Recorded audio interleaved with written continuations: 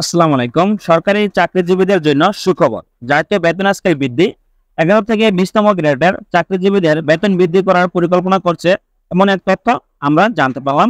তো দেখতে পাচ্ছেন এখানে একটি বেতন বৃদ্ধির স্কেল। তো 11তম গ্রেড থেকে 20তম গ্রেডের বেতন, তারপর আছে আপনার 1 থেকে শুরু করে 10তম গ্রেডের। সর্বোপরি কথা হলো জাতীয় বেতন স্কেল 2015 অনুযায়ী এখানে একটি বেতন এর চার্ট দেওয়া আছে। বেতনের চার্ট কোন গ্রেডের কততম গ্রেডে বেতন প্রদান করা হবে। তো অবশেষে আপনার সরকারি চাকরিজীবীদের বেতন বৃদ্ধি করার আশঙ্কা আছে। তো আশা করা যায় অবশ্যই বেতন বৃদ্ধি করবে। তো তার আগে বিডিনিউজ24.com এর তথ্য অনুযায়ী 18 জুলাই 2023 খ্রিস্টাব্দে প্রকাশিত এমন একটা তথ্য আপনাদেরকে জানিয়ে দেওয়া হবে। তো এখানে দেখতে পাচ্ছেন, তো বেতন বৃদ্ধির বিষয়ে সরকারি চাকরিজীবীদের জন্য চলতি বছরের জুলাই থেকে মূল বেতনের 5% হারে বিশেষ সুবিধা ঘোষণা করে প্রজ্ঞাপন জারি করেছে অর্থ মন্ত্রণালয়। মঙ্গলবার অর্থ মন্ত্রণালয় বাস্তবায়ন অনুবিভাগ থেকে প্রজ্ঞাপন জারি করা হয়।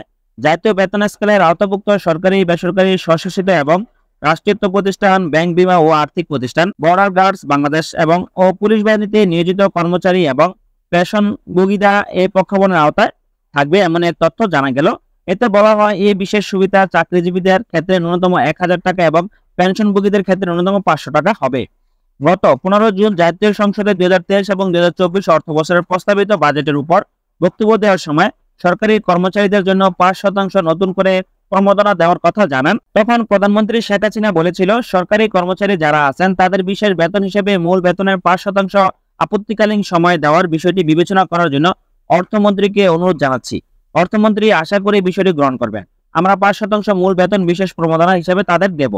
এরপর অর্থ মন্ত্রণালয় অর্থ বিভাগ প্রধানমন্ত্রীর কাছে প্রস্তাব পাঠায় মূল বেতনের 5% বাড়লেও কারো বেতন বৃদ্ধি যেন 1000 টাকার কম না হয়। তো তখন রাষ্ট্রপ্রধান বলেছিল, এতে সায় দেওয়ার বেতন গ্রেডের একেবারে নিচের দিকের কর্মচারীদের সুবিধা তুলনামূলক বেশি বেড়েছে। ঘোষণায় যা যা থাকছে, চাকরিরত কর্মচারী চলতি 1 জুলাই থেকে প্রতি বছর 1 জুলাই তারিখে প্রাপ্য মূল বেতনের উপর 5% হারে তবে 1000 টাকার কম নয় হিসাবে বিশেষ সুবিধা পাবেন। অবসরোত্তর ছুটিতে PRL থাকা কর্মচারীরা PRL এ যাওয়ার পূর্বকালীন সর্বশেষ প্রাপ্য মূল বেতনের ভিত্তিতে 5% হারে বিশেষ সুবিধা পাবেন। পূর্ণ স্থাপন করা পেনশনরা সহ সরকার থেকে পেনশন গ্রহণকারীরা প্রতি বছর 1 জুলাই প্রাপ্য নিউ পেনশনের উপর 5% হারে তবে 500 টাকার কম নয় ভিত্তিতে বিশেষ সুবিধা পাবেন। যেসব অবসর নেওয়া কর্মচারী তাদের গ্রস পেনশনের শতভাগ বা সম্পূর্ণ অংশ সমর্পণ করেন এককালীন আনুষঙ্গিক নিয়েছেন তাদের ক্ষেত্রে বিশেষ সুবিধা প্রযোজ্য হবে না।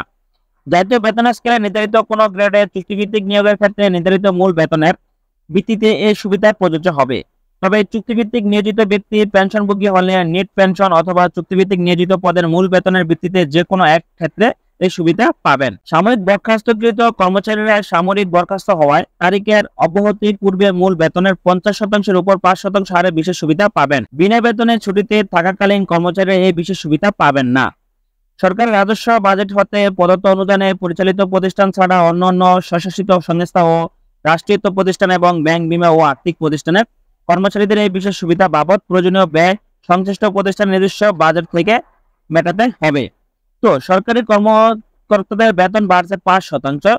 তো বর্তমানে অন্তর্বর্তীকালীন সরকারের আমলে জাতীয় বেতন স্কেল 2015 থেকে আপনার অবশ্যই বেতন স্কেলের বৃদ্ধি করার সম্ভাবনা রয়েছে। এমন এক বিষয় আমরা জানতে পারছি যে বেতন বৃদ্ধি করার আশঙ্কা রয়েছে।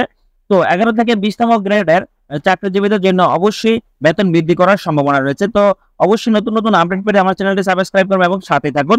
ধন্যবাদ সকলকে, ভালো থাকবেন, সুস্থ থাকবেন, আল্লাহ হাফেজ।